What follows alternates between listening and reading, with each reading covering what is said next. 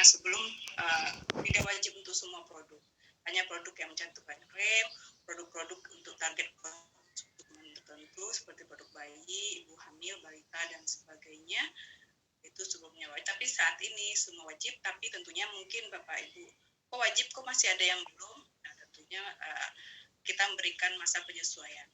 Ibu Patricia pasti cerita bagaimana penyesuaian dilakukan oleh industri ya Bu ya, untuk menyesuaikan dengan regulasi. Kita mempertimbangkan kesiapan pelaku usaha juga, selain melindungi masyarakat, kesiapan pelaku usaha juga dipertimbangkan. Jadi ada tenggang waktu sekitar 30 bulan bagi industri untuk menyesuaikan dengan regulasi ini. Jadi bertahap, mudah-mudahan nanti semua produk sudah mencantumkan informasi nilai gizi. Apa itu informasi nilai gizi? Saya yakin sahabat gizi semua sudah tahu, kurang lebih seperti tabel di bawah ini ya. Jadi merupakan kandungan gizi dan non gizi yang terdapat dalam produk sesuai dengan format. Seperti tadi saya sampaikan, bersifat wajib, tapi tentunya untuk produk-produk yang tidak ada kandungan gizi itu tidak wajib. Tapi kalau mau dicantumkan ya boleh-boleh aja. Seperti kopi bubuk, teh celup, air minum dalam kemasan. Walaupun ada loh air minum dalam kemasan yang mau mencantumkan ya, tapi ya kandungannya di semua kafeinnya nol, energinya nol. Dia rempah-rempah, bumbu dan kondimen herba ini tidak wajib. Tapi kalau mau dicantumkan boleh. Tapi saya lupa nih, selain dikecualikan, tapi ada larangan juga. Informasi nilai gizi tidak boleh dicantumkan untuk minuman beralkohol. Itu di dalam ketentuan regulasi. Jadi jangan sampai minuman beralkohol orang ada kandungan gizinya nih, di misleading di masyarakat. Jadi ada larangan untuk minuman beralkohol. Nah, apa saja kandungan gizi yang dicantumkan? Ada energi total, ada lemak total, ada lemak jenuh, protein, karbohidrat total, gula dan garam. Kalau sebelumnya gula ini belum wajib, yang wajib itu sampai di karbohidrat total, sekarang gula jadi wajib. Kalau dulu gula wajib kalau kandungannya lebih dari 1 gram per saji. Kalau untuk saat ini, berapapun kandungannya harus dicantumkan. Kemudian juga untuk kandungan natrium atau garam, kita tuliskan dua-duanya supaya masyarakat kadang-kadang misalnya ada yang itu atau apa, saya harus kurangi garam nih, tapi saya nggak tahu garamnya ada di mana karena sebelumnya hanya natrium. Jadi ini untuk menjelaskan, kalau mengurangi garam, lihat natrium. Kurang lebih seperti itu. Tapi kandungan yang dicantumkan di sini adalah total natriumnya, bukan sebagai NaCl, tapi sebagai natrium. Lebih rinci di slide berikut, apa aja sih yang ada di dalam informasi nilai gizi. Nanti kita akan lihat satu persatu.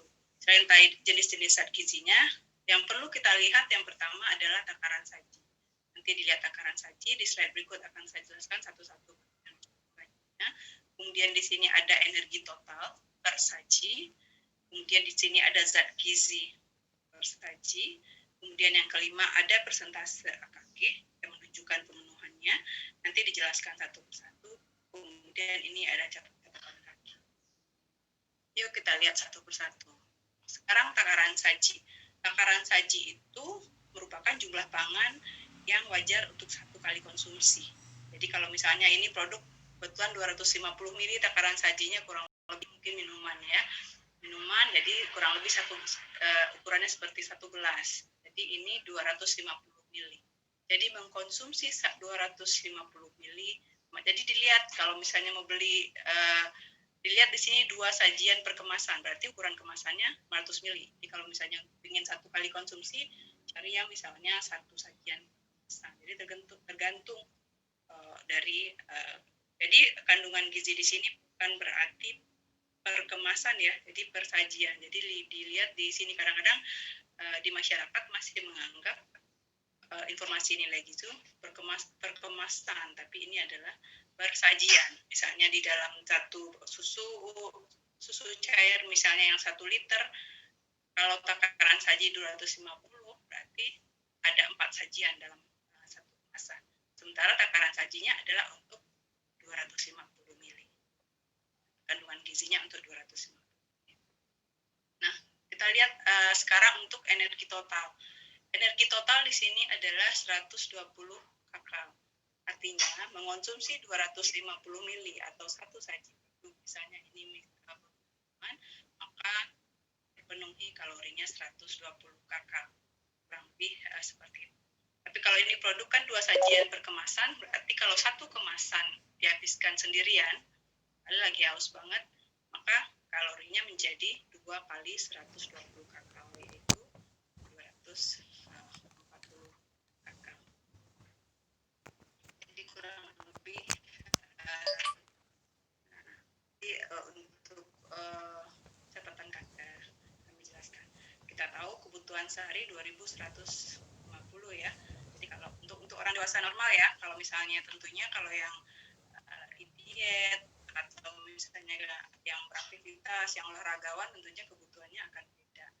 Jadi kurang lebih 240 kalori mengkonsumsi dari satu saji. Nah, kemudian kita lihat kandungan gizinya. Di sini terlihat lemak totalnya 0, lemak jenuhnya 0, proteinnya 1 gram, karbohidrat total 28 gram, gula 14 gram, garam atau natrium 20 gram.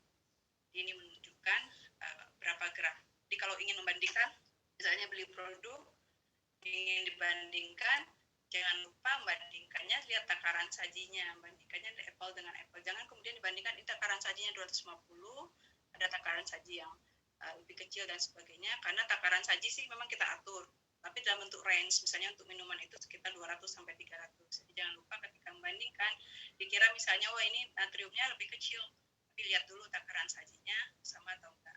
Sama ya, perlu ada konversi untuk membandingkan. Nah, kita lihat setelah kita lihat kandungan, kita lihat persentase AKG. Ini menunjukkan mengonsumsi produk ini satu saji, seberapa sih kebutuhan gizi per hari terpenuhi.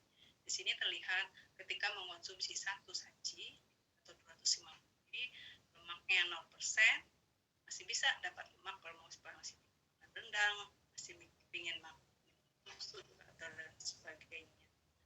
Masih bisa lemak jenuhnya 0%, proteinnya 1%, gulanya nggak ada presentasi AKG ya.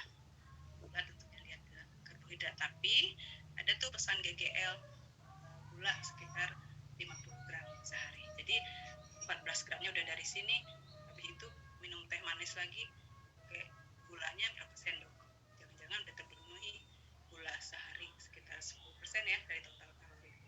Kemudian natrium, kebutuhan kecil nih 1% dari kebutuhan. Kemudian di sini ada, oh ya, untuk vitamin dan mineral memang itu nggak wajib, tapi boleh dicantumkan. Nanti vitamin dan mineral yang dicantumkan hanya persentase AKG saja, tidak dicantumkan gramnya. Nah, untuk ini persentase AKG yang sekian ini adalah untuk orang normal dengan kebutuhan energi 2150 kalori. Misalnya di sini kebutuhan natrium 1%, tentunya untuk orang yang kebutuhannya 2150. Tentunya yang kebutuhannya lebih besar atau lebih kecil, itu perlu konsultasi lagi dengan ahli gizi dan sebagainya. Apakah lagi hamil, menyusui dan sebagainya, atau lagi mengalami kondisi penyakit. Itu terkait dengan catatan kaki dan persentase AKG. Nah, itu kalau baca tabel informasi gizi agak ribet kan ya. Survei kita ya Pak Rimbawan menunjukkan ternyata masyarakat dan juga dari survei internasional menunjukkan tidak mudah bagi konsumen untuk membaca tabel informasi gizi angka-angka. Kemudian berkembanglah di internasional juga bahwasanya perlu informasi gizi yang lebih mudah, yang lebih user friendly. Itu yang disebut dengan ING atau informasi gizi pada bagian utama label, atau mungkin Bapak Ibu sering dengar front of pack nutrition. Jadi bermacam-macam model yang intinya menyediakan informasi sehingga orang bisa memilih pangan yang lebih sehat sesuai kebutuhan, dan harapannya juga mendorong industri untuk melakukan reformasi dalam menyediakan pangan olahan yang lebih sehat. Apa saja sih bentuknya yang saat ini kita atur atau bisa digunakan oleh industri pangan dan penerapannya masih sukarela. Yang pertama, panduan asupan gizi harian warna monokrom. Jadi kurang lebih seperti ini. sebagian informasi yang ada di tabel informasi nilai gizi itu dibawa ke depan. Ini ada energi, ada lemak total, ada lemak jenuh, ada garam atau natrium, ada gula. Jadi ini dibawa ke depan berapa jumlahnya dan juga disebutkan berapa persentase kalorinya. Mudah-mudahan dengan dibawa ini udah banyak juga industri yang menerapkan. Mudah-mudahan dengan dibawa ke depan front of pack, mudah-mudahan lebih eye catching, lebih dibaca sehingga masyarakat bisa memilih produk sesuai dengan kebutuhannya, dan informasi nilai gizi ini menjadi faktor keputusan membeli produk. Jadi nggak hanya semata-mata harga yang jadi faktor untuk keputusan. Nah, bentuk label gizi pada bagian utama label yang kedua yaitu logo pilihan lebih sehat. Kurang lebih seperti ini.